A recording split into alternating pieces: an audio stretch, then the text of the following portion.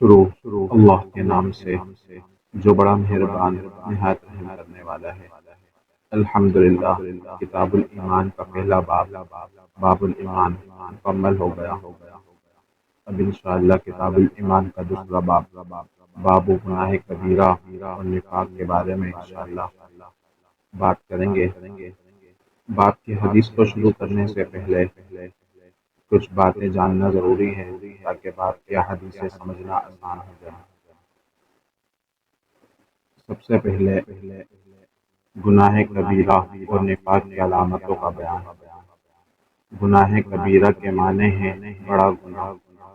چنانچہ اصطلاح شریعت میں گناہ کبیرہ اس بڑے فعل کو فرماتے ہیں جس کا ارتکاب کرنے والا حد یعنی شریعت کے متعین کردہ سزا کا موجب ہوتا ہے، جس کے ارتکاب پر قرآن و حدیث میں سخت وعید و تنبیہ مذکور ہو، یا جس کے ارتکاب کو شریعت نے بطور مبالغہ ارتکاب کفر سے تعبیر کیا ہو، جیسے قصداً نماز ترک کرنے پر حدیث میں یہ وعید آئی ہے۔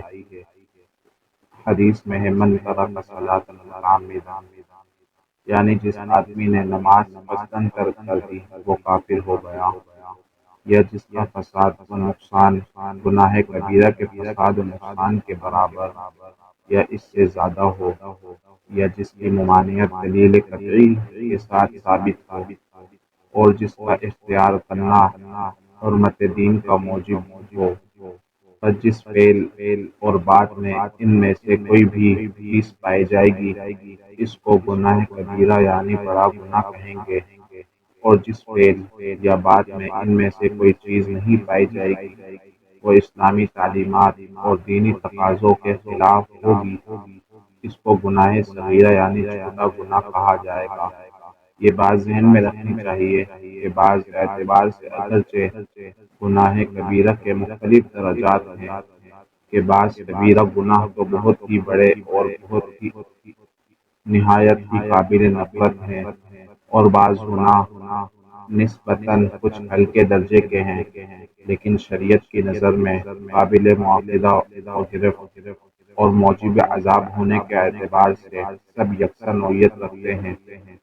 حدیث میں ایک جگہ تمام گناہ کبیرہ کا تعین اور تفصیل کے ساتھ ذکر موجود نہیں، بلکہ موقع محل کی مناسبت یا کسی سائل کو جواب میں حضرت صلی اللہ علیہ وسلم کی طرف سے بیان کردہ کبیرہ گناہوں کی جو فہرست مرتب کی ہے وہ مختصراً یوں ہے۔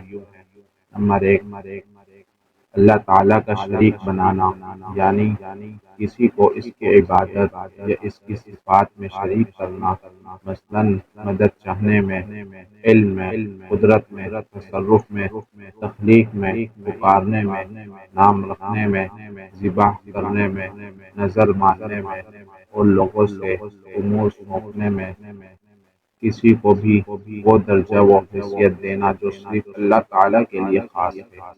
نمبر 2، گناہ پر اصرار و دوام کی نیت رکھنا۔ نمبر 3، ناحق کسی کو قتل کرنا۔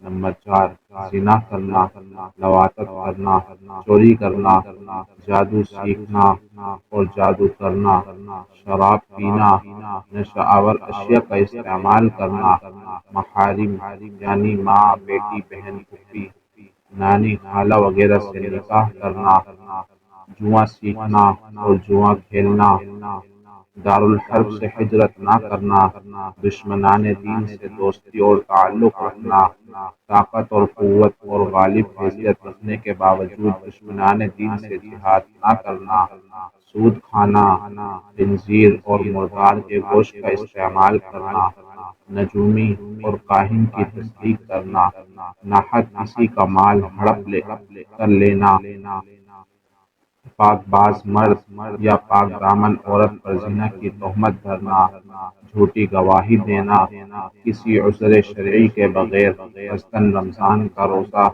نہ رکھنا یا روزہ توڑنا، جھوٹی قسم کھانا، قطع تعلقی کرنا، ماں باپ کو ستانا اور ان کی نافرمانی کرنا، جنگ کے موقع پر دشمنان دین کے مقابلے سے فرار اختیار کرنا، یتیموں کا مال ناحق کھانا، ناپ تول میں خیانت کرنا، نماز کو وقت پر نہ پڑھنا، مسلمانوں سے ناحق لڑنا جھگڑنا، ذات رسالت میں آپ صلی اللہ علیہ وسلم پر جھوٹ الزام لگانا، رسول، کتاب اللہ اور فرشتوں کا انکار کرنا یا ان کا مذاق اڑانا، احکام دین اور مسائل شریعت کا انکار کرنا، فرائض پر عمل نہ کرنا یعنی نماز نہ پڑھنا، زکوٰۃ ادا نہ کرنا، رمضان کے روزے نہ رکھنا اور استطاعت کے باوجود حج نہ کرنا، صحابہ یا کسی صحابی کو برا کہنا، بلا عذر تکمان شہادت کرنا یعنی شہادت سے رکنا، رشوت لینا، میاں بیوی کے درمیان نفاق ڈلوانا، حاکم کے سامنے کسی کی چغل خوری کرنا، غیبت کرنا، اسراف میں مبتلا ہونا، راہزنی کا ارتکاب کرنا، دین کے نام پر یا کسی دنیاوی غرض کے تحت روئے زمین پر فتنہ و فساد پھیلانا، گناہ صغیرہ پر اصرار و دوام اختیار کرنا، کسی کو گناہ کی طرف راغب کرنا یا گناہ کے ارتکاب میں مدد دینا، ہارمونیم، طبلہ اور دوسرے ممنوع باجوں کے ساتھ گانا، نہاتے وقت دوسروں کے سامنے سطر کھولنا، مالی مطالبات اور واجبات کی ادائیگی میں بخل کرنا، خودکشی کرنا، اپنے اعضائے بدن میں سے کسی عضو کو ضائع کرنا اور تلف کر دینا، منی اور پیشاب کی گندگی سے صفائی اور پاکی حاصل نہ کرنا، تقدیر کو جھٹلانا، اپنے سردار اور حاکم سے عہد شکنی کرنا، کسی ذات اور نسبت میں طعن و زنی کرنا، غرور اور تکبر کے تحت پائنچے لٹکانا، لوگوں کو گمراہی کی طرف بلانا، میت پر نوحہ کرنا، برے طریقے اور بیہودہ رسمیں رائج کرنا، دھاری دار آلے سے کسی مسلمان کی طرف اشارہ کرنا، کسی کو خصی کر دینا، اپنے بدن کے کسی حصے کو کاٹنا، مثلاً داڑھی منڈوانا یا ناک وغیرہ تھوڑی سی کاٹ ڈالنا، اپنے محسن سے احسان فراموشی کرنا، حدود حرم میں ان کاموں کو کرنا جن کی ممانعت ہے، حدود حرم میں جاسوسی کرنا، نرد کھیلنا یا ایسا کوئی بھی کھیل کھیلنا جو اتفاقاً حرام ہو، کسی مسلمان کو کافر کہنا یا اس کو کسی ایسے الفاظ سے مخاطب کرنا جو صرف کافر کے لیے استعمال ہوتا ہے، اگر ایک سے زائد بیویاں ہوں تو ان کے درمیان برابری میں عدل کرنا، جلب کرنا یعنی مشتنی کرنا، غلہ وغیرہ کی گرانی سے خوش ہونا یعنی قحط کرنے سے خوش ہونا، جانوروں کے ساتھ بدفعلی کرنا، عالم کا اپنے علم پر عمل نہ کرنا، دنیا کی محبت میں مبتلا ہونا، امرت پر بری نظر رکھنا، دوسروں کے گھر میں جھانکنا، صاحب خانہ کی اجازت کے بغیر اس کے گھر کے اندر داخل ہونا، دیوس اور خرم ساکی کرنا یعنی بدمعاشی وغیرہ کرنا، امر بالمعروف اور نہی عن المنکر یعنی اچھے کاموں کی تبلیغ و تلقین اور برے کاموں سے روکنے کا فریضہ، باوجود قدرت کے انجام نہ دینا، پڑھنے کے بعد قرآن مجید کو بھلا دینا، جانوروں کو آگ میں جلانا، عورت کا بغیر شرعی عذر اپنے شوہر کی نافرمانی کرنا، مرد کا عورت پر ظلم کرنا، اللہ کی رحمت و مغفرت سے نا امید ہونا، اللہ کے عذاب سے بے خوف ہونا، علماء اور حفاظ کی توہین و تحقیر کرنا، بیوی سے زہار کرنا۔ بعض علماء نے کبیرہ گناہوں کی فہرست میں کچھ اور گناہ بھی ذکر کیا ہے، لیکن یہاں اختصار کی پیش نظر اسی فہرست پر اکتفا کیا جاتا ہے۔ یہاں پر کل 83 کبیرہ گناہ کو ذکر کیے ہیں، اس کے علاوہ اور بھی کئی گناہ کبیرہ ہیں۔ استشعار کی پیش نظر ان کو ذکر نہیں کیا۔ یہ خلاصہ گناہ کبیرہ اور نفاق کی علامتوں کے بیان میں ہے۔ انشاءاللہ تعالی آگے بات کی حدیثیں ذکر کی جائیں گی۔ حضرت عبداللہ بن مسعود رضی اللہ عنہ فرماتے ہیں کہ ایک آدمی نے سوال کیا، یا رسول اللہ صلی اللہ علیہ وسلم، اللہ تعالیٰ کے نزدیک سب سے بڑا گناہ کون سا ہے؟ آپ صلی اللہ علیہ وسلم نے فرمایا، یہ کہ جس اللہ نے تمہیں پیدا کیا تم کسی کو اس کا شریک ٹھہراؤ۔ پھر اس آدمی نے پوچھا، اس کے بعد سب سے بڑا گناہ کون سا ہے؟ رسول اللہ صلی اللہ علیہ وسلم نے فرمایا، یہ کہ تم اپنی اولاد کو اس خیال سے مار ڈالو کہ وہ تمہارے ساتھ کھائے گی۔ پھر اس نے پوچھا، اس کے بعد سب سے بڑا گناہ کون سا ہے؟ رسول اللہ صلی اللہ علیہ وسلم نے فرمایا، یہ کہ تم اپنے ہمسایہ کی بیوی سے زنا کرو۔ حضرت عبداللہ بن مسعود رضی اللہ عنہ فرماتے ہیں کہ یہ آپ صلی اللہ علیہ وسلم کی کسی ارشاد کی تصدیق میں یہ آیت نازل ہوئی، جس کا ترجمہ ہے، وہی بندگان خاص ہے جو اللہ تعالیٰ کے سوا کسی دوسرے کو معبود نہیں ٹھہراتے، اور جس جاندار کو قتل کرنا اللہ نے حرام قرار دیا اس کو ناحق قتل نہیں کرتے اور نہ زنا کرتے ہیں، اور جو کوئی ایسا کرے گا وہ گناہ کے وبال میں پڑے گا۔ مشکوٰۃ المصابیح حدیث نمبر 49۔ حضرت عبداللہ بن عمر فرماتے ہیں کہ رسول اللہ صلی اللہ علیہ وسلم نے فرمایا، کسی کو اللہ تعالیٰ کا شریک ٹھہرانا، ماں باپ کی نافرمانی کرنا، ناحق کسی کو مار ڈالنا اور جھوٹی قسم کھانا بڑے گناہ ہیں۔ مشکوٰۃ المصابیح حدیث نمبر 50۔ حضرت انس کی روایت میں جھوٹی قسم کھانے کے بجائے جھوٹی گواہی دینے کے الفاظ ہیں۔ مشکوٰۃ المصابیح حدیث نمبر 51۔ حضرت ابو ہریرہ رضی اللہ عنہ فرماتے ہیں کہ رسول اللہ صلی اللہ علیہ وسلم نے فرمایا، لوگوں، 7 ہلاک کر دینے والی باتوں سے بچو۔ پوچھا گیا، یا رسول اللہ صلی اللہ علیہ وسلم، وہ 7 ہلاک کر دینے والی باتیں کون سی ہیں؟ فرمایا، کسی کو اللہ کا شریک ٹھہرانا، جادو کرنا، جس جان کو مار ڈالنا اللہ نے حرام قرار دیا اس کو ناحق قتل کرنا، یتیم کا مال کھانا، جہاد کے دن دشمن کو پیٹ دکھانا، پاک دامن ایمان والی اور بے خبر عورتوں کو زنا کی تہمت لگانا۔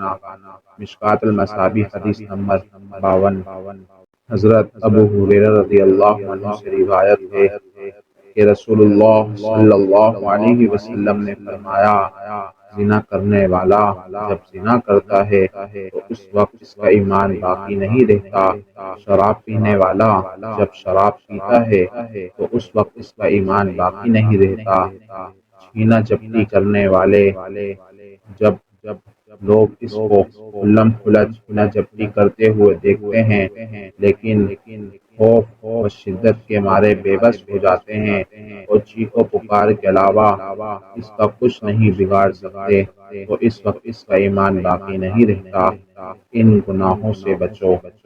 مشکوٰۃ المصابیح حدیث نمبر 53۔ ابن عباس رضی اللہ عنہ کی روایت میں یہ الفاظ بھی ہیں کہ قتل کرنے والا جب ناحق قتل کرتا ہے تو اس وقت اس کا ایمان باقی نہیں رہتا۔ اکرمہ رحمۃ اللہ علیہ فرماتے ہیں کہ میں نے حضرت ابن عباس رضی اللہ عنہ سے یہ حدیث سن کر پوچھا، اس سے ایمان علیحدہ کس طرح کر لیا جاتا ہے؟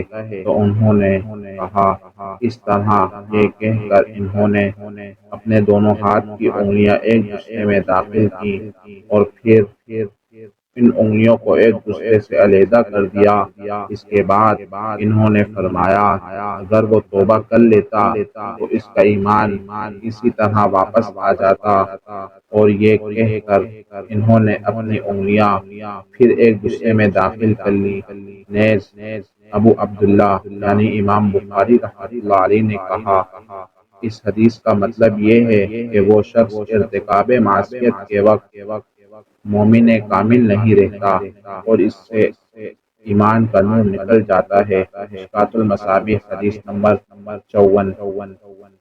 حضرت ابو ہریرہ رضی اللہ عنہ سے روایت ہے کہ سرکار دو عالم صلی اللہ علیہ وسلم نے فرمایا، منافق کی تین علامتیں ہیں: جب بات کرے تو جھوٹ بولے، جب وعدہ کرے تو اس کے خلاف کرے، اور جب اس کے پاس امانت رکھی جائے تو خیانت کرے۔ مشکوٰۃ المصابیح حدیث نمبر 55۔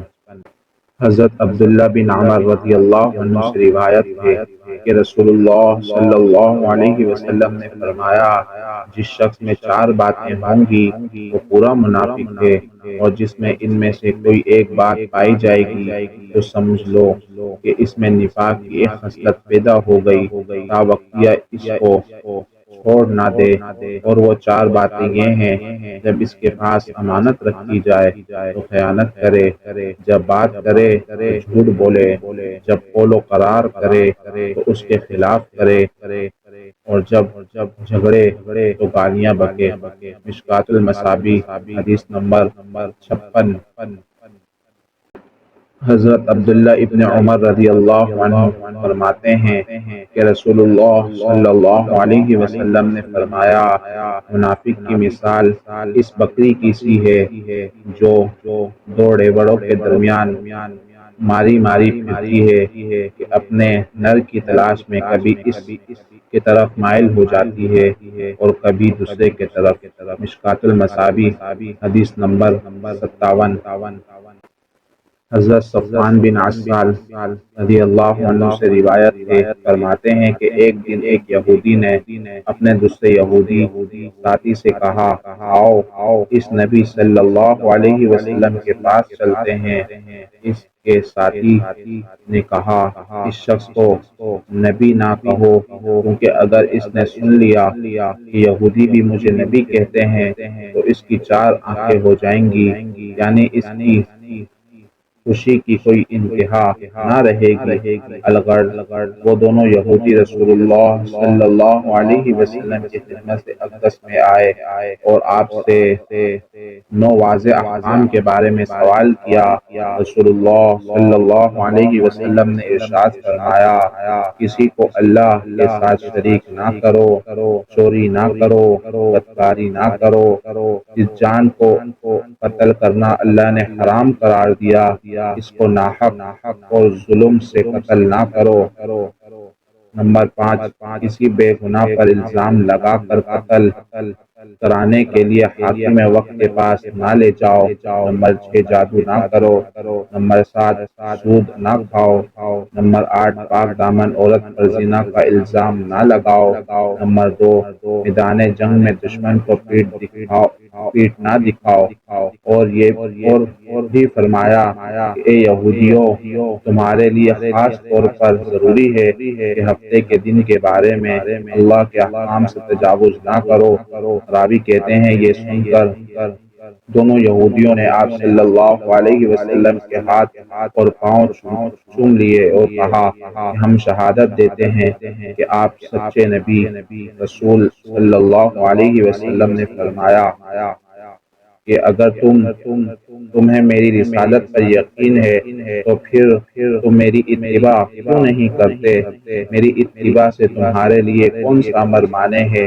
انہوں نے کہا، اصل بات یہ ہے کہ حضرت داؤد علیہ السلام نے اپنے رب سے دعا کی تھی کہ ان کی اولاد میں ہمیشہ نبی رہے، لہذا ہمیں اس بات کا خوف ہے کہ اگر ہمیں اس کی پیروی کریں گے تو یہودی لوگ ہمیں قتل کر ڈالیں گے۔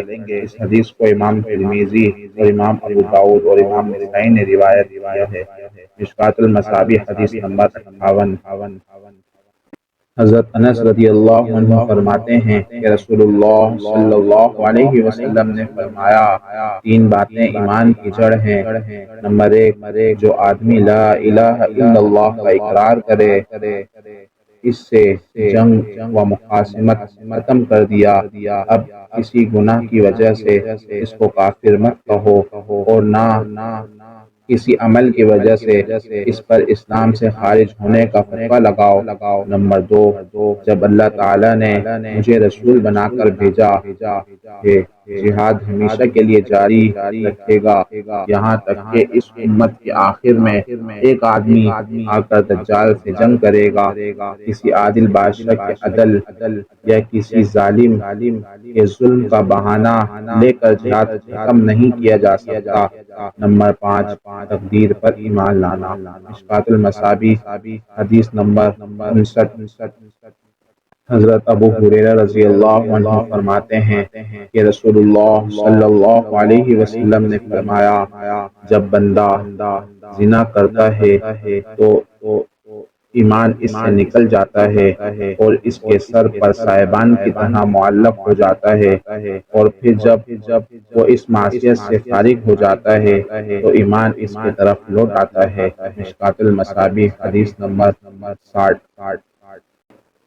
حضرت معاذ بن جبل رضی اللہ عنہ سے روایت ہے کہ رسول اللہ صلی اللہ علیہ وسلم نے مجھے 10 چیزوں کی وصیت فرمائی۔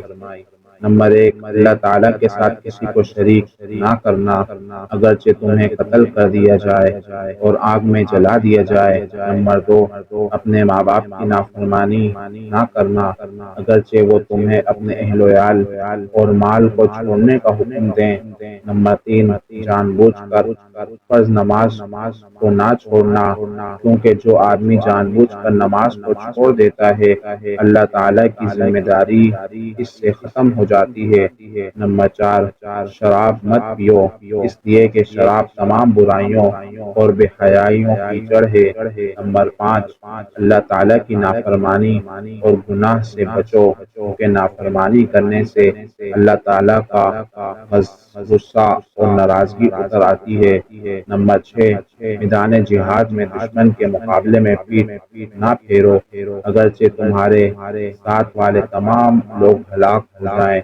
نمبر 7، تمام لوگوں میں کوئی وبا پھیل جانے سے موت عام ہو جائے اور تم ان میں موجود ہو تو اس جگہ میں ثابت قدم رہو۔ نمبر 8، اپنے اہل و عیال پر اپنی وسعت کے مطابق خرچ کرتے رہو۔